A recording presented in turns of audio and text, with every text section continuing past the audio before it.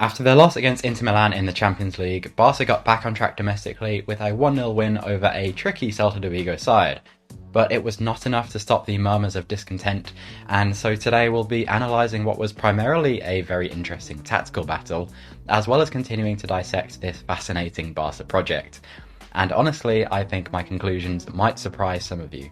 So let's do it. My first and most important analysis of this whole game is quite simple. The first 45 minutes were the best that Barcelona have put together all season. Yes, really. And I'll get to why shortly. But let's start with Celta Vigo, who set up in their signature 4-1-3-2, kind of a diamond, kind of not. It's a very vertical system with the single pivot, then 3 attacking midfielders, then Iago Aspas, who's given a lot of freedom, and finally the centre forward. I think in possession, Celta were looking to stretch Barca's press with a very wide back four, tempting Barca in really, only to create overloads further up the pitch by going long from the goalkeeper. And we can see that quite clearly from their passing network and average positions. However, much more often they were just forced into a settled defensive shape, and it was a standard 4-4-2 mid-block. Not too aggressive, but certainly not parking the bus. So basically the game plan was to restrict Barca's passing combinations and condense the space between the lines. However, this is a shape that is generally favourable to Barca's 4-3-3, which is of course how they lined up. The reason for this is because of how wide this system is, and how much it's able to stretch those two banks of four. Just by moving the ball from side to side quickly, you isolate players 1 versus 1 and create a lot of opportunity in the wide areas, like for this early Jordi Alba cross into Ferran Torres. Speaking of Ferran, an important feature of this game was the positioning, movement and fluidity on Barca's left, which made life even more difficult for Celta. And if you watch my Inter Milan analysis, you'll know that will make me quite happy. In this first example, Gavi drops deep to receive as Barca move from right to left. This 2-3-5 shape is very common from Xavi's Barca, and against a passive 4-4-2 like this, the player either side of Busquets has all the time in the world to pick up the ball and play forward. From here, patterns of play are dictated by the movement of the fullback, Alba, and the winger, Ferran. On this occasion, Alba pulls out wide and Ferran drifts inside, making a darting run off the shoulder, creating threat in behind. Or here, it's Alba deep and Gavi in the half space, making a run that forces three Celta players to react, opening up space for Ferran to receive between the lines. And the build-up to the goal was similar. This time Gavi started as the deepest point in the triangle, then becoming the most advanced. On this occasion, it's actually the movement of Lewandowski that was subtle but key, drifting left and coming short, creating not just a numerical overload, but space for Gavi to run into. There was talk that Lewandowski was quiet this game because he didn't score, but that wasn't the case at all, especially in the first half. It's these movements that are crucial to Barca's attacking play, and he was well involved in a build-up on a number of occasions. It's these attacking combinations, the understanding of movement and the intelligence to exploit it, that made this Barca's best half of the season. It wasn't just about giving the ball to the wingers and praying, but unlocking space with circulation and movement. I spent an entire section after the Inter game talking about the return of these elements, particularly on Barca's left, and the fact that they did immediately was very encouraging if you're a Barca fan. However, after a dominant first 45, in which Barca had more chances to score again, things started to change, and by the end of the game, the Catalans were undoubtedly holding on to their 1-0 lead. So how did Celta turn it around? Well, I'm glad you asked.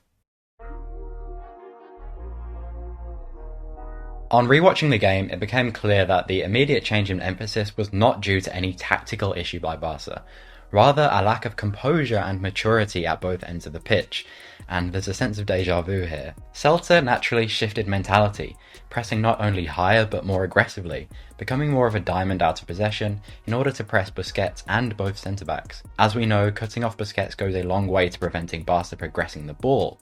However, it's far from checkmate, and we saw examples of solutions to this in both halves actually. You see here that in this 3-2 pressing shape, the entire back line is accounted for, plus Busquets. However, all Barca have to do is drop one of the interiors slightly deeper. Here it's Gavi. There's no way for Celta's pivot, Fran Beltran, to cover both Gavi and Pedri, and because Celta's fullbacks are pinned by the wingers, this is as much of a free man as it gets. So it's not rocket science for Barca to play out from this pressure. Same again in the second half, this time De Jong comes across and puts Beltran in an impossible situation. However, despite knowing this solution, ter Stegen was much too comfortable kicking long while he had these options available. which led to turnovers and opportunities for Celta to break forward. This really played into Celta's hands, who were prepared for those long balls and got a lot of players around Busquets to win duels and knockdowns. And by doing so, they could bring the fullbacks into play, then take advantage of those central overloads. This is their entire game plan. Now, ter Stegen did suffer a bit of a knock on his back, and it's possible that he didn't want to take any chances by playing short, but the tendency to go long contributed to a lack of control from Barca, who just gave it away too often, and I've had to say that quite a few times this season. This was made worse by a number of individual errors. Again, in the same situation, ter Stegen fluffs his pass and gifts Celta a chance. Their best opportunity of the entire game came from a Jordi Alba no-look pass into a wall of bodies, despite having Busquets down injured, and Barca got massacred in transition. This trend continued into the final third, where Barca really sacrificed spells of control and possession in the vain attempt to try and score again. Here it's Gavi tossing the ball into a box with only Lewandowski to hit, and setting up Celta for another counter-attack. Barca should be looking for the second goal, but it needs to come from moving your opponent around, disrupting their shape and then exploiting the space, much like they did in the first half, rather than just a panicked attempt to score at every opportunity. But because that's what it was, Celta defended comfortably. This second half wasn't absolutely disastrous from Barca. In fact, they retained slightly more of the ball, but it really was their decision making in that possession that allowed Celta to exploit their weaknesses. That doesn't explain entirely though why this game descended into such chaos towards the final whistle. So I want to go a little deeper into that and understand why this feels like a bit of a frequent occurrence towards the end of Barcelona matches. There's a simple fact of this Xavi team that needs to be understood. The longer it goes without scoring, the more at risk it is. And that's because of how relentless Xavi wants to be on and off the ball, and the physical toll that it takes. It's basically impossible to keep it up for the entire game. At 1-0, although Barca was still making attempts to press, and somewhat successfully, it was very difficult to keep the same level of pressure on every single opposition player at all times. This is of course down to fatigue, but also errors, like here Alba just not pressing for some reason, or Alonso being indecisive whether to step up or not. And the second this happens, Barca are at a disadvantage because this football team doesn't know how to defend in a regular shape.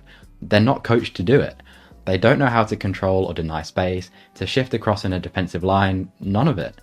So when it gets to these last 6 minutes, when you're only 1-0 up and the opponent floods 8 men ahead of the ball, there is no plan to stop them. It's completely down to the natural instincts of your defenders to mark the right players, defend crosses, and put their body in the way. It's always going to look chaotic because that's exactly what it is. Now, to give them credit, Barca have shown an ability to actually see out these kind of games. Eric Garcia is surprisingly good at the Chaos Fest, and having a good goalkeeper definitely helps. But you're very much open to lapses of judgment, like here when PK attacks a ball that's not his, and Aspas is completely open behind him. In the current philosophy though, the way to prevent this is actually not defend better. It's take advantage of your earlier dominance, go 2-0 up, and then control the game. Barca did neither of those, and it needs to learn how to, particularly on the decision-making side of things. That means Dembele keeps the ball in the 93rd minute, rather than dribbling into 3 players and putting Celta on the front foot again. In the end though, Barca weathered the storm, with ter Stegen only having to make 4 saves. A lot of those Celta chances were actually offside in the end, and so this was a pretty good result, all things considered. To wrap this up, I want to take a look at some individual Barca performances, and also get your guys' opinion on how this team should look going forward. I'm not really going to talk about this defence with the 3 left backs in it. It's just obviously a recipe for mistakes, and there were a few, but I don't want to focus on them. They really have no bearing on the future of this team. Much more interesting for me was the tactical decision from Xavi to swap the usual roles of the midfielders. Pedri moved to the right and Gavi came over to the left. With that, plus the inclusion of Ferran and Alba, we got to see a renaissance of Barca's left side from last season, which has a very well developed relationship, and weirdly was exactly what I was talking about in the last video. So Xavi, if you're watching this, then hi. The dynamic movement of Ferran and Gavi, plus Jordi Alba's passing ability from deep, was fundamental to Barca's fantastic first half. I know Ferran gets a lot of stick for his missed chances and dispossessions. He's definitely not on form right now, but I really believe that no one else in this current squad brings what he does from the left flank. Of course he has to start improving his output at some point, but for me, he's vastly important to this team and to the elements of fluidity, dynamism and rhythm that I was talking about last game. The question I want to put to you though is not about Ferran Torres, rather about Gavi, who for me was man of the match in this game and far more effective as a left interior than on the right. Not only does he contribute a lot with those line-breaking runs, but he's also generally more comfortable in possession, it seems, and I also like what he does a lot off the ball. Because of so much of Barca's build-up happens on the left, that's also where a lot of the turnovers happen, and Gavi's recovery speed and ball winning are very useful. This also pushes Pedri into a more advanced position as a right interior, often getting between the lines and becoming responsible for the decisive final pass. I really like him here, and regular viewers will know that I've been calling for him to play further up. But there is a drawback, which is he does see the ball less often, again because of how prominent Barca's build-up is on the left. So that's my question to you guys. Which way should the interiors play? Gavi on the left and Pedri on the right, or vice versa? I'd really love to know what you think. So with that, we come to the end. A lot of positives for me in this performance, despite how shaky it seemed. It was definitely spoiled by a lack of composure in the second half, which I put largely down to maturity, certainly not to tactical weakness. Barca actually had the tactical advantage in this game, but it takes a very confident and mature team to double down on its philosophy despite high pressure and adversity. This side isn't there yet. Essentially, it only has one mode, and that's overdrive, but just like I said last week, the only real remedy for this is time. So if you enjoyed this video, perhaps leave a like and subscribe for more of this. We're analysing every single Barca game this month, so we'll be back after the Inter Milan game on Wednesday. I'll see you then. Take care.